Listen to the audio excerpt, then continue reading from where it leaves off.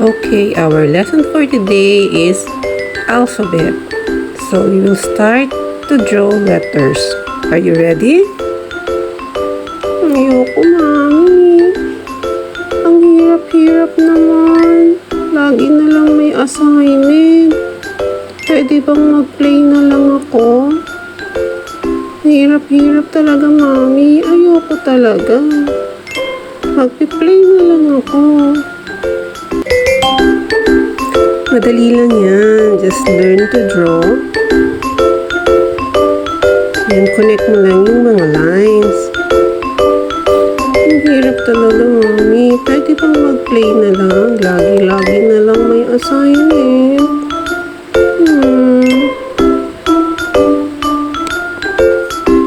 Hindi ko talaga kaya. Ayoko talaga, Mami. Play-play na lang. Pwede namang hindi ako magsulat. Pwede namang mag-play na lang. Sige na po, play na lang po ako. Ay, naku. Ang hirap talagang gumawa ng assignment.